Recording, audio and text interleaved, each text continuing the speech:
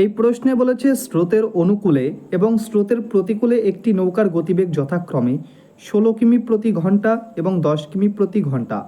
স্থির জলে নৌকার গতিবেগ ঘন্টায় কত কিমি? তো এখান থেকে আমরা কিভাবে নৌকার বেগ বার করব দেখুন।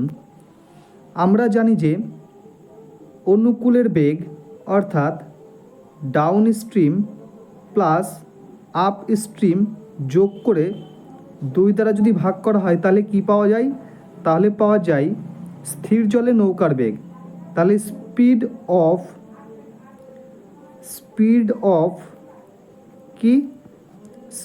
Of boat. তাহলে এখানে ডাউন স্ট্রিম কত? 16, আপ স্ট্রিম কত? 10, 2 দ্বারা ভাগ করলে কত পাই? 16 10 26, 26কে 2 দ্বারা ভাগ করলে পাই 13। তাহলে স্পিড অফ দ্য বোট কত পেলাম? 13 কিমি প্রতি ঘন্টা। তাহলে 13 হয়ে যাবে এই প্রশ্নের সঠিক উত্তর।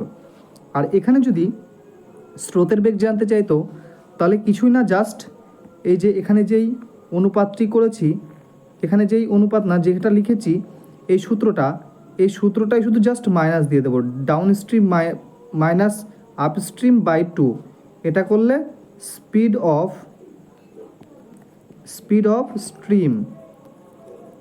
স্ট্রিম পাওয়া যায়। আশা করি বোঝাতে পারলাম।